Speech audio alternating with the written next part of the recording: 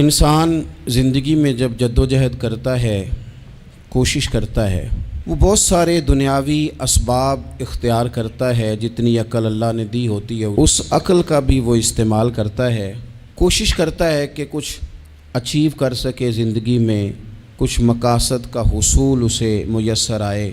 عزیز بھائیوں، ایک بات اپنے ذہن میں اچھی طرح بٹھا لیں اور لکھ لیں کہ زندگی میں جو کسی بندے کو کامیابی حاصل ہوتی ہے وہ رب تعالیٰ کی مدد سے حاصل ہوتی ہے۔ اگر رب تعالیٰ مددگار ہو تو پھر کوئی چیز بھی رستے میں رکاوٹ نہیں بنتی، اور اگر مالک کریم کو منظور نہ ہو تو انسان بہترین سیاستدان ہو، اچھا ایڈمنسٹریٹر ہو، اس کا ذہن بڑی وسعت رکھتا ہو، بڑی اچھی پلاننگ کرنا جانتا ہو، سارا کچھ ہو، تو بندہ ناکام ہو جاتا ہے۔ مسلمانوں کو جتنی کامیابیاں ملیں ان کا پس منظر صرف اتنا تھا کہ اللہ تبارک و تعالیٰ نے اپنے بندوں کی مدد فرمائی، اور اب تعالیٰ نے قرآن مجید میں اس حقیقت کا بیان کیا، فرمایا بل اللہ مولاکم، فرمایا بلکہ اللہ تمہارا مولا ہے، وَهُوَ خَيْرُ النَّاصِرِينَ، اور وہ بہترین مددگار ہے۔ وہ جو رب تمہارا مولا ہے وہ بہترین مددگار ہے، اور اگر وہ مدد کرے تمہاری، سورہ آل عمران میں آگے جا کے ارشاد فرمایا اگر اللہ مدد کرے تو پھر تم پر کوئی غالب نہیں آ سکتا، اور اگر وہ تمہاری مدد چھوڑ دے تو پھر کوئی تمہاری مدد کر سکتا، کوئی مدد نہیں کر سکتا۔ بدر کی جنگ بھی اور فتح مکہ بھی رمضان المبارک میں ہوا ہے۔ میں دونوں پر غور کر رہا تھا تو ایک نیا مضمون میرے ذہن میں آنے لگا۔ بدر کی جو جنگ ہے اس میں بھی ایک عجیب انقلاب آیا ہے کہ 313 نے 1000 سے مقابلہ کیا، اور جن 1000 سے مقابلہ کیا وہ اسلحے سے لیس تھے، اور یہ جو 313 ہیں ان کے پاس 6 زرہیں، 8 تلواریں، چند گھوڑے، لیکن اللہ نے کامیابی دی تو خود رب نے بیان کیا کس طرح دی، فرمایا وَلَقَدْ نَصَرَكُمُ اللَّهُ بِبَدْرٍ وَأَنْتُمْ أَذِلَّةٌ۔ وہ کامیابی اس طرح ملی ہے کہ رب نے تمہاری مدد کی تھی، تم تو کمزور تھے، اللہ نے بدر میں تمہاری مدد کی، تم جیت گئے۔ وَلَقَدْ نَصَرَكُمُ اللَّهُ بِبَدْرٍ وَأَنْتُمْ أَذِلَّةٌ، اللہ نے بدر میں تمہاری مدد کی، تم تو کمزور تھے۔ پھر فتح مکہ نصیب ہوئی تو اس میں بھی بہترین منصوبہ بندی نبی پاک علیہ السلام نے فرمائی، بہترین حکمت عملی حضور نے اپنائی، لیکن ہمیں جو اللہ رسول نے بات سمجھائی وہ کیا ہے؟ اذا جاء نصر اللہ والفتح، فرمایا جب اللہ کی مدد آئی اور فتح نصیب ہو گئی۔ یہ اللہ نے مدد فرمائی تمہاری، یہاں بھی فتح مکہ بھی اللہ کی مدد سے، جنگ بدر بھی اللہ کی مدد سے۔ وہ جو مدد ہے اللہ تعالیٰ کی، جب وہ ہم یہ کرتے ہیں کہ ہم اپنی ساری زندگی سیاست کی نظر کر دیں، ہماری سیاست صرف ملک میں نہیں ہوتی، ہماری سیاست خاندان میں بھی ہوتی ہے، ہم گھر کے اندر بھی سیاست کرتے ہیں، ہم کسی خاص طریقے سے لوگوں کو اپنے پیچھے چلانا چاہتے ہیں، ہم ایک خاص اسلوب اختیار کرتے ہیں کہ لوگ ہمارے پیچھے چلیں۔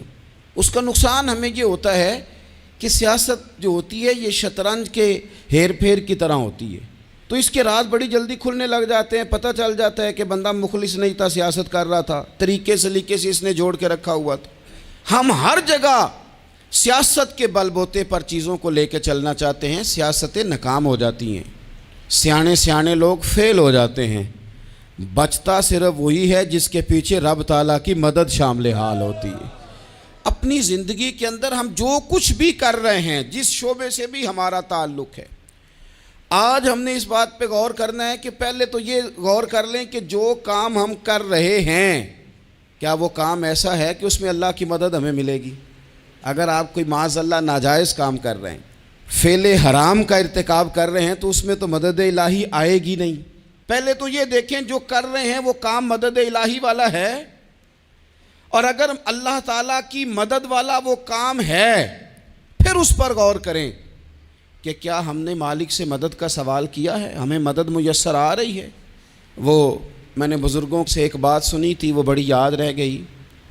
وہ فرمایا کرتے تھے قابلیت بھی بڑی چیز ہے لیکن قبولیت سب سے بڑی چیز ہے۔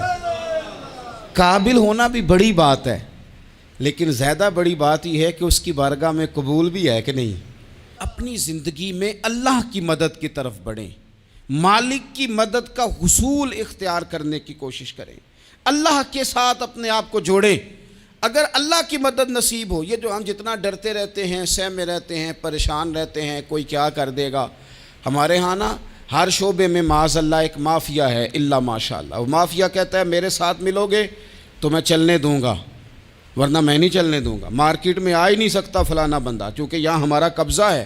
اور میرے بھائی پھر بہت سارے لوگ جن کی نیتیں اور ارادے بڑے اچھے ہوتے ہیں شروع میں، وہ بھی اس مافیا کا شکار ہو جاتے ہیں اور ان کے رنگ میں رنگ جاتے ہیں۔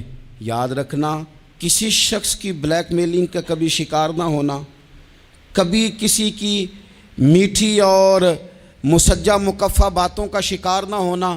کوئی کیا کر سکتا ہے اگر اللہ مددگار ہو تو؟ جس کو رب کریم اٹھانا چاہے اسے کوئی گرا سکتا ہے؟ ہم یہ ڈرے ڈرے سہمے پریشان فیصلہ کرنے کی طاقت نہیں، مجھے چلنا چاہیے کہ نہیں، اٹھنا چاہیے کہ نہیں، کرنا چاہیے، اٹھ باندھ کمر کیوں ڈرتا ہے؟ پھر دیکھ خدا کیا کرتا ہے۔ حضرت عبداللہ ابن عباس فرماتے ہیں میرے نبی پاک علیہ السلام نے میری تربیت فرمائی، حضور نے میری تربیت فرمائی، اور محبوب پاک علیہ السلام نے فرمایا عبداللہ یاد رکھنا، یہ نوجوان دوست میری بات لکھ لیں، پریشان لوگ میری بات لکھ لیں، جن کے پاس قوت فیصلہ نہیں وہ اس بات کو لکھ لیں۔ حضرت عبداللہ ابن عباس فرماتے ہیں میرے نبی پاک علیہ السلام نے مجھ سے فرمایا تھا عبداللہ سن، اگر ساری دنیا مل کے تیرا کوئی نفع کرنا چاہے، کر نہیں سکتی جب تک میرے رب کی رضا نہ ہو، اور فرمایا ساری دنیا مل کے تیرا کچھ بگاڑنا چاہے تو عبداللہ بگاڑ نہیں سکتی جب تک رب کریم کی حکمت کا تقاضا نہ ہو۔ لوگوں سے ڈرنا، لوگوں کی طرف دیکھنا، ماحول دیکھ کے اپنے راہ کا تعین کرنا، ہر بندے کے خیالات کے مطابق ڈھلنے کی کوشش کرنا، فلانا نہ ناراض ہو جائے، فلانا نہ ناراض ہو جائے، وہ جس نے ہونا ہو جائے، بس رب رسول ناراض نہ ہو۔ اپنی زندگی میں اپنے مالک کو مولا جان کے، بل اللہ مولاکم، اللہ تمہارا مولا ہے، وَهُوَ خَيْرُ النَّاصِرِينَ، وہ بہترین مددگار ہے۔ توجہ جب بھی کریں رب کی جانب کریں، اپنے دل کا قبلہ درست رکھیں، سوچوں کے زاویے سیدھے رکھیں۔ میرے بھائی مالک جب بندوبست کر دے نا، جب مالک بندوبست کر دے پھر ایسا بندوبست کرتا ہے کہ لوگوں کے پاس نا چارہ نہیں رہتا۔ حضرت مریم رضی اللہ تعالی عنہا پاک باز تھیں، مسجد میں رہی تھیں، پر مالک کی حکمت کے تقاضے بڑے عجیب ہے نا۔ پھر جناب مریم کو اللہ تعالیٰ نے بغیر شوہر کے اولاد عطا کر دی۔ یہ بات ہی ایسی تھی، وہ کسی نے کہا تھا کہ مخلوق تو فنکار ہے اس درجہ کے پل بھر میں، سنگے در کعبہ سے بھی اصنام تراشے، تم کون ہو کیا چیز ہے داغ کبابی، لوگوں نے تو مریم پہ بھی الزام تراشے۔ تو لوگوں نے کہا کدھر سے لے آئی بچہ، تیرا باپ تو ایسا نہیں تھا، کہاں سے لے آئی؟ اللہ کرے میں آپ کو سمجھا سکوں، ذرا اپنے آپ کو وہاں کھڑا کریں کہ ایک پاک باز عورت، پاک باپ کی بیٹی، طیب ماں کی بیٹی، اور اللہ کے گھر میں پرورش پانے والی خاتون، ایک وہ وقت اور ایک یہ وقت کہ اس عورت کو کٹہرے میں کھڑا کر کے پوچھا جا رہا ہے کہ معاذ اللہ تیری گود میں بچہ جائز نہیں ہے، کہاں سے لائی ہے؟ اب خود سے صفائیاں بندہ کتنی کو دے، کتنی کو وضاحتیں کرے۔ اور میں نے تو اپنی زندگی میں دیکھا ہے زیادہ وضاحت دینے والے کو بھی لوگ جھوٹا سمجھنے لگ جاتے ہیں، زیادہ وضاحت دینے پر بھی لوگ کمزوری کا اظہار سمجھتے ہیں کہ کمزور پڑ گیا۔ آپ صلح کی کوشش کرتے ہیں، سامنے والا بزدل سمجھ لیتا ہے، زیادہ وضاحتیں بھی کمزور کر دیتی ہیں۔ اب حضرت مریم کو کٹہرے میں کھڑا کر کے کہا بچہ کس کا ہے؟ تو پھر خدا بندوبست جب کرے، اللہ جب مددگار ہو، تو پھر حضرت مریم کی گواہی درختوں سے نہیں دلوائی، اس نے پتوں سے نہیں دلوائی، پھر فرشتے نہیں بھیجے۔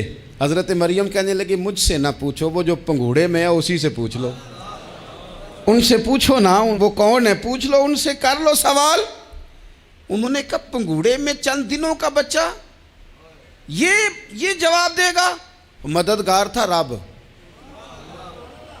ان کی برات کا اعلان کرنا تھا مالک نے، اور جب مالک اعلان کر دے، جب مالک تیری صفائی دینا چاہے، جب مالک تجھے دنیا کے سامنے نکھارنا چاہے، تو पंगूड़े में लेटे हजरत ईसा बोल के कहने लगे इन्नी अब्दुल्ला आतानी अल किताबा, फरमाया मैं अल्लाह का बंदा हूँ, रब ने मुझे किताब अता करके नबी बना के दुनिया में भेजा है। मैं अल्लाह का बंदा हूँ, किताब लेके आया हूँ, नबी बन के आया हूँ। फिर पंगूड़े से ऐलान हो गया, फिर बच्चा बोल पड़ा। और ये एक दफ़ा नहीं बात हुई, ये बनी इसराइल में एक जुरैज नाम के शख्स भी थे जो नमाज पढ़ रहे थे। बाज़ ने लिखा है नफल नमाज थी, अम्मा ने पुकारा तो आए नहीं, तो माँ के मुंह से निकल गया तू इतनी देर तक मरेगा नहीं जब तक किसी बेहया औरत का मुंह ना देख ले। तो वो इबादत गुजार थे, लेकिन लोगों ने उनकी इबादत रियाजत परहेज़गारी को नहीं देखा, बस एक औरत को भेज के इल्ज़ाम लगवा दिया। वो औरत आया जाया करती थी, अब आ जाती हैं औरतें, मसला पूछने की नीयत से भी आ जाती हैं। माहौल में कुछ जगह ऐसी भी हैं जहाँ औरतें दम कराने के बहाने आ जाती हैं। वो खातून आती जाती थी उस खानका पे, आस्ताने पे, ये बुखारी में मौजूद है, पर उसने कहा मेरी गोद में जो बच्चा है ये इन्हीं का है। मुझे बताएं कैसे बंदा वजाहत दे। हालात ख़राब हो गए, लोग कुटिया जलाने लगे, माहौल और तरह का बन गया। मेरे नबी पाक अलैहिस्सलाम फरमाते हैं फिर उस रब के बंदे ने कहा मालिक तू करीम है, तेरी मशीयत का तकाजा आया जो मेरी माँ ने जुमले बोले थे, पर अब मैं वजाहत देने के काबिल नहीं रहा, अब तू ही करम करेगा तो दरवाज़ा खुलेगा। तो वो चंद दिनों का बच्चा पंगूड़े में बोल के कहने लगा मैं इस दरवेश का नहीं, मैं तो फलाने चरवाहे का बच्चा हूँ, वो जो बकरियाँ चराता है। रब की मदद को पुकारें, अपने साथ अपने मालिक की मदद को शामिल करें, थोड़े रिस्क पर भी गुजारा अच्छा होने लग जाएगा। सारे लोग आपको गिराने की तदबीरें कर रहे होंगे और मालिक आपको इज्जतें अता फरमा देगा, उसकी बारगाह से हिकमत का तकाजा और हो जाएगा। हमने सारी ज़िंदगी लोगों को राज़ी करने में गुजार दी, सारी ज़िंदगी बुढ़ापा आ गया बच्चों को पालते, और बच्चों ने आखिरी उम्र में कह दिया अब्बा अगर कोई ढब का काम कर लेते तो आज हमारे दिन भी फिर न जाते। सारी ज़िंदगी गुजार दी बहन भाइयों को राज़ी करने में, सारी ज़िंदगी गुजार दी जिम्मेदारियां उठाने में। उनको 99 दफ़ा दिया, एक दफ़ा नहीं दिया तो उन्होंने कह दिया तूने तो कभी दिया ही नहीं, तू था ही नहीं। सारी ज़िंदगी मोहल्लेदारों इलाके वालों को राज़ी करने में गुजार दी। और मैंने ऐसे लोग भी देखे दीन के लिए वक्त गुजारा, लेकिन जब बुढ़ापे में दांत काम ना करते थे तो वक्त के मुफ्तियों को भी मस्जिदों की कमेटियों ने कह दिया अब आपकी समझ नहीं आती, हमने ख़तीब को यौर रखना है, न देखो दुनिया की तरफ, दुनिया रुला देती है, न राज़ी करो बंदों को, बंदे थका देते हैं, न पीछे भागो हर वक्त दुनियादारों के, ये इंसान को कमज़ोर कर देते हैं। वो तो करीम ही बड़ा है, 2 आंसू ज़मीन पर बाद में गिरते हैं, बंदे के गुनाह सारे पहले माफ़ फरमा देता है। अल्लाह की मदद का हुसूल, अपने मालिक की मदद की तरफ बढ़ना, आपको बदर की जंग भी यही दरस देगी, आपको ओहद का मैदान भी यही सबक देगा, फतेह मक्का भी यही सबक देगा। मेरे दोस्तों, जब रब मदद फरमाए, जब अल्लाह मददगार बने। दोस्तों से एक बात अक्सर करता हूँ, मैं कहता हूँ कि जितने दर्द से आप अमीर को अपनी कहानी सुनाते हैं ना, और जिस तरह आपके आंसू बात करने से पहले गिर जाते हैं कि गरीब हैं, बच्चियां हैं, कारोबार नहीं, ओ मेरे संगियों, इससे आधे आंसू अपने रब की बारगाह में बखेरो, उसके हुजूर अर्ज गुजार हो जाओ, उससे तलब करो। एक वक्त इंसान पर ज़िंदगी में ऐसा आता है कि उसे यूँ महसूस होता है कि मेरा साया भी ज़रा सा पीछे हट गया है, उसे यूँ लगता है कि मैं किसी सहारे पे हाथ डालता हूँ तो वो भाग जाता है मुझसे। लेकिन मालिक की बारगाह ऐसी अजीम बारगाह है, रब रसूल के आस्ताने इतने बड़े हैं कि आप जब वहाँ कशकोले तलब दराज करते हैं तो झोली फैलाने में देर लगती है, उनको भरने में तो कोई देर नहीं लगती। हमने अपना सोच का किबला ही दुनिया को बना लिया है। ये जो अल्लाह वालों की मदद है ये तो है नहीं, अल्लाह ही की मदद है, लेकिन ये जो सेठों की तरफ तवज्जो करना, नवाबों की तरफ तवज्जो करना, दुनियादारों की तरफ तवज्जो करना और अपना मिजाज इस तरह का बना लेना, यारो गर्दन को झुका देता है खैरात का पत्थर, जहाँ में मांगने वालों के सर कभी ऊंचे नहीं होते। اور اقبال کہتے ہیں غیرت ہے بڑی چیز جہان تگ و دو میں، پہناتی ہے یہ فقر کو تاج سردارا۔ میں عرض کروں گا کہ اپنی آپ جب توجہ کا قبلہ اللہ رسول کو بنائیں گے تو رب فرماتے ہیں وَيَرْزُقْهُ مِنْ حَيْثُ لَا يَحْتَسِبُ، میں نہ تجھے وہاں سے رزق دوں گا جہاں سے کبھی تیرا گمان بھی نہیں کیا ہوگا، یہاں سے بھی مل سکتا ہے، تو نے سوچا بھی نہیں ہوگا۔ بخاری شریف میں حدیث ہے، حضرت جابر ابن عبداللہ فرماتے ہیں نبی پاک صلی اللہ علیہ وسلم نے 300 لوگوں کا ایک لشکر روانہ کیا کسی مہم کے لیے، کسی جہاد کے لیے۔ حضرت ابو عبیدہ بن جراح رضی اللہ تعالیٰ عنہ امیر لشکر تھے۔ فرماتے ہیں غربت اتنی زیادہ تھی، بھوک اتنی زیادہ تھی کہ ایک ایک کھجور دن میں ایک وقت کھانے کو ملتی تھی، اور کچھ دن ایسے آئے کہ اب کھجور بھی نہیں مل رہی۔ فرماتے ہیں اتنی زیادہ بھوک لگی مجاہدین کو 300 بندہ پتے کھا کے گزارا ہونے لگ گیا۔ یہ بخاری میں موجود ہے۔ آپ فرماتے ہیں کہ دریا کے کنارے ہمارا پڑاؤ تھا، ٹھہراؤ تھا، جب بھوک سے نڈھال ہو گئے نا، وَيَرْزُقْهُ مِنْ حَيْثُ لَا يَحْتَسِبُ، اللہ وہاں سے روزی دیتا ہے، گمان بھی نہیں ہوتا۔ فرماتے ہیں ایک مچھلی اللہ تعالیٰ نے دریا کے کنارے بھیجی، فرماتے ہیں وہ تھی تو مچھلی پر پہاڑ جتنی تھی۔ بخاری میں لفظ ہیں، حضرت جابر ابن عبداللہ رضی اللہ تعالیٰ عنہ فرماتے ہیں 300 آدمی 18 دن تک اس مچھلی کو کھاتے رہے، مچھلی ختم ہی نہیں ہوئی۔ مچھلیاں نہیں، مچھلی کہتے ہیں 18 دن 300 بندہ کھاتا رہا، مچھلی ختم ہی نہیں ہوئی۔ اور فرماتے ہیں کہ اس کی ہڈی نکال کے، کانٹا کہیں گے آپ اپنی زبان میں، کہتے ہیں وہ نکال کے نا تو اس کو کھڑا کیا نا جب، تو اونٹ کجاوے سمیت اس کے بیچ سے گزر جاتا تھا، 2 اس کے کانٹے جوڑے۔ فرماتے ہیں وہ اس کا گوشت ہم کھاتے تھے اور اس کی چربی بطور تیل کے ہم جسموں پہ ملتے تھے، بیماروں کو اس سے سکون آتا تھا، تندرستی شفا ہوتی تھی۔ فرماتے ہیں ہم کھایا بھی ہم نے، اور کچھ لے کے ہم مدینے بھی گئے، اور قربان جائیں نبی پاک نے بھی اس میں سے کھایا۔ ہم نے عرض کی حضور یہ معمہ کیا ہے، یہ ماجرا کیا ہے؟ تو محبوب نے فرمایا تمہارے پاس غذا نہیں تھی، رب نے تمہارے لیے بندوبست کیا ہے، اللہ نے تمہیں دیا ہے۔ مکان شروع کر لیا، ایک صاحب نے وہ مکان بنانے لگے، آپ وہ حساب لگا رہے ہیں، کہتے ہیں میرے پاس اتنے پیسے ہیں، اتنے میں نے فلانے دوست سے کہنا ہے اس نے دے دینے، اتنے فلانے رشتہ دار سے کہنا ہے اس نے دے دینے، اتنے فلانے سے کہنا ہے اس نے دے دینے۔ یہ ساری کاپی بنا کے مکان شروع کر لیا۔ جو روز کہتا تھا نا کوئی حکم ہو جاتے 10 سب سے پہلے اس کو کہا میاں پیسے چاہیے دین، وہ کہندا ہو کل ہی منڈا ٹوریا ہے، کدے تو پرسوں 10 داتے لب جانے سن۔ میں آپ کو اپنے تجربے کی بات بتا رہا ہوں۔ جن لوگوں کا خیال ہوتا ہے نا کہ آپ سٹارٹ کریں فلانا کام، ہم آپ کے ساتھ ہیں، اللہ کا ہی کوئی نظام ہے، وہ بالکل بھی نہیں ساتھ ہوتے۔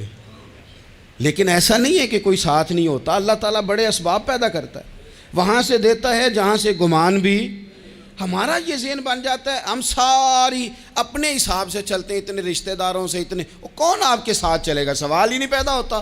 یہ سارے کام چھوڑ کے سب سے پہلے 2 رکعتیں پڑھو، اپنے رب کی بارگاہ میں، رسول کائنات کی بارگاہ میں گزارشات اور استغاثے پیش کرو، وہاں سے خیر طلب کرو۔ دنیا دار کیا دیں گے، کیا دے سکتے ہیں، کیا حیثیت ہوتی ہے کسی؟ اللہ کہتا ہے وہاں سے دوں گا۔ تو جو اللہ مال دے وہ لینا چاہیے کہ رشتہ داروں کا مال دیکھنا چاہیے؟ جو اللہ دے وہ لینا چاہیے کہ سیٹھوں نوابوں کی جیبیں دیکھنی چاہیے؟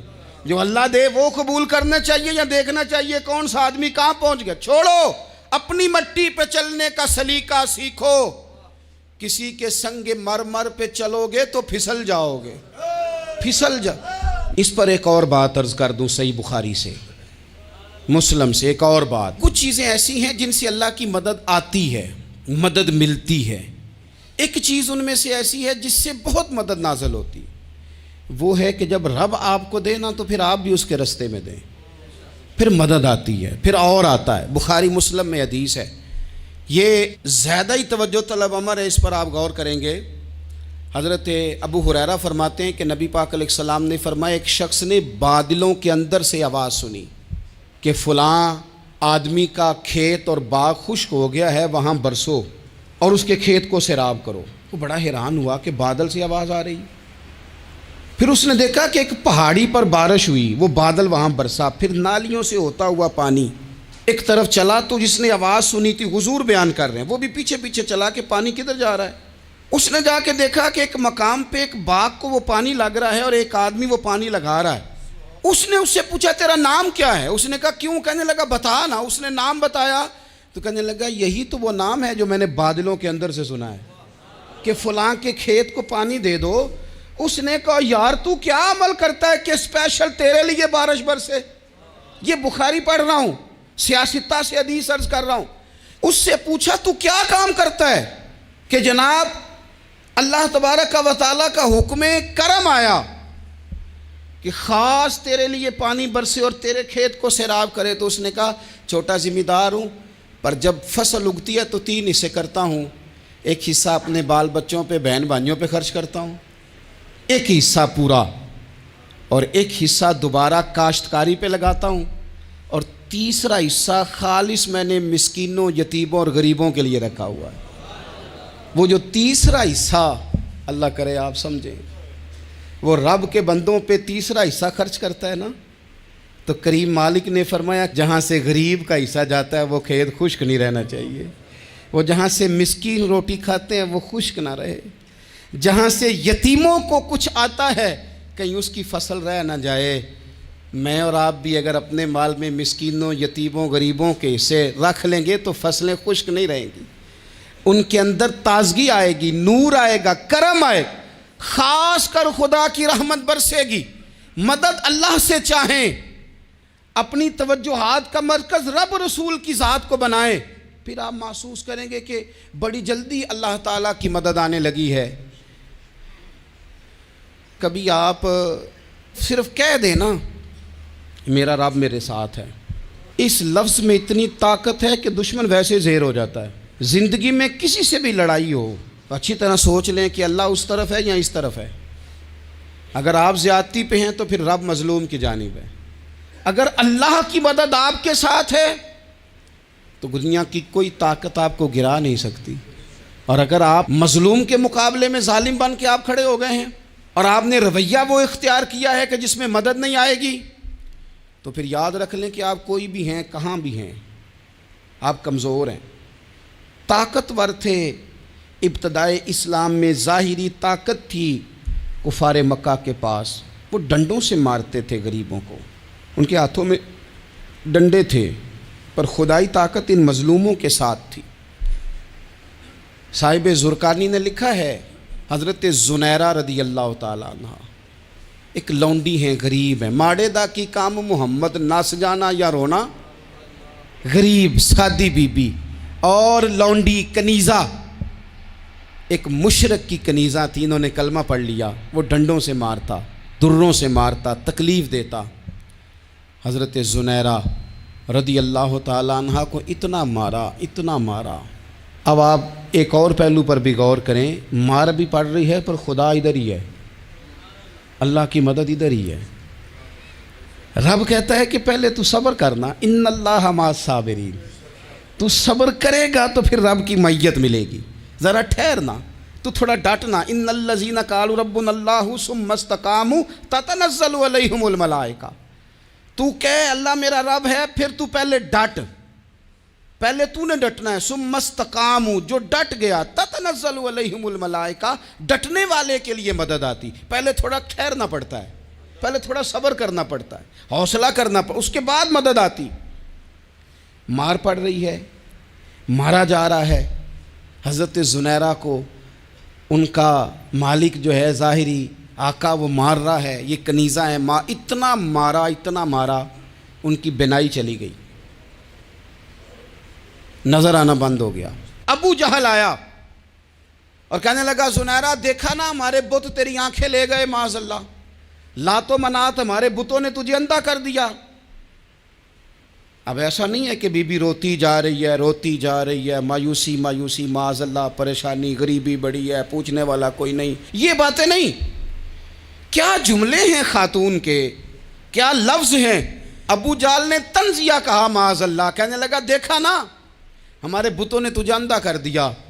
تو جناب زنیرہ آنکھوں کی بینائی گئی ہے، رات کو گئی ہے، دکھ ابھی تازہ ہے، لیکن اللہ پہ جو توکل ہے، اپنے مالک سے جو رشتہ ہے، وہ اتنا مضبوط ہے، اتنا طاقتور ہے، اس میں اتنی گہرائی ہے کہ حضرت زنیرہ بول کے نا اتنی قوت سے بولی، اتنی طاقت سے بولی کہ پورے کفر پر لرزہ طاری ہو گیا۔ فرمانے لگی تمہارے بتوں کی کیا اوقات ہے کہ وہ میری بینائی لے جائیں؟ یہ میری رب کی حکمت کا تقاضا ہے۔ جب تک اس نے چاہا زنیرہ دیکھتی رہی، اور جب اس نے چاہا زنیرہ کی آنکھوں کی بینائی چلی گئی، اور اگر وہ چاہے گا نا تو بینائی واپس بھی کر دے گا۔ اگر ہو ذوق یقین پیدا تو کٹ جاتی ہیں زنجیریں، اگر وہ چاہے گا تو بینائی آ بھی جائے گی۔ حضرت زنیرہ نے رات کو یہ لفظ کہے، ابو جہل اور سارے کفار ڈر کے سن کے چلے گئے، آپ اطمینان سے آ کے بستر پہ سوئی۔ جب سویرے اٹھی تو اللہ نے آنکھوں کی روشنی واپس کر دی تھی۔ آنکھوں کی اب چھڑی پکڑی ہے، بازاروں میں گھومتی ہے، کہتی ہیں بلاؤ کدھر ہے تمہارے نعت و منات، دیکھو میرے رب نے روشنی واپس کر دی۔ آ کر میرے ساتھ ادھر آ ستمگر ہنر آزمائیں، تو تیر آزما ہم جگر آزمائیں۔ بیمار لوگوں یاد رکھو، کہہ دیا ڈاکٹر نے کہ تو بڑا بیمار ہے، تو بڑا کمزور ہے، یہ ہو گیا وہ ہو گیا، تو ڈاکٹر اپنے علم کے مطابق بات کر رہا ہے، ہوگا تو وہ جو میرا رب چاہے گا۔ کمزور ہو جانا، پریشان ہو جانا، تکلیف میں آ جانا، پتہ نہیں بات ہو گئی ہے تو جانے کیا ہو جائے گا۔ اپنی زندگی کے اندر اپنے رب سے رشتہ مضبوط کریں، رسول کائنات سے رشتہ مضبوط کریں، اللہ والوں سے رشتہ مضبوط کریں۔ حضرت زنیرہ نے پیغام دیا کہ زندگی میں جو جینا چاہتے ہیں تو وہ رب کا نام لے کے جی سکتے ہیں، جو اپنی زندگی میں خوشیاں دیکھنا چاہتے ہیں تو رسول اللہ کے نام پر خوشیاں دیکھی جا سکتی ہیں۔ توکل کی بنیاد پر بندہ خوشیاں لے سکتا ہے، اور اگر انسان میں توکل نہیں ہے تو پھر وہ اس کالے جادو سے بھی ڈر رہا ہے، وہ نیلے سے بھی ڈر رہا ہے، وہ پیلے سے بھی ڈر رہا ہے، وہ فلانے سے بھی ڈر رہا ہے، وہ میرے خلاف فلانا رشتہ دار سازش کر رہا ہے تو ڈر رہا ہے، فلانا میرے بارے میں یہ کر رہا ہے تو ڈر رہا ہے، وہ پتہ نہیں دنیا ادھر ہو جائے گی تو کیا ہو جائے گا، اٹھ باندھ کمر کیوں ڈرتا ہے، پھر دیکھ خدا کیا کرتا ہے۔ تو اس ساری گفتگو کا نچوڑ آپ کو یہ عرض کیا ہے، سب سے پہلے تو یہ کہ میدانوں میں مدد بھی اللہ کی، رزق میں مدد بھی اللہ کی، فصلیں خشک ہوں تو مدد پھر بھی اللہ کرے، تو پھر ساری مدد، اور اگر انسان بیمار ہو تو پھر بھی مدد اللہ کی۔ تو اپنے اللہ کی جانب توجہ کو بڑھائیں، آپ اللہ سے مدد کے سوالی بنیں۔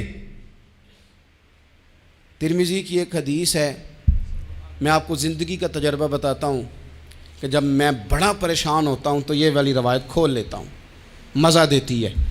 میرے نبی پاک علیہ السلام نے فرمایا اپنے دکھ سیٹھوں نوابوں کو نہ کہنا، مالداروں کا نہ کہنا، ورنہ اللہ تمہیں کبھی غنی نہیں کرے گا۔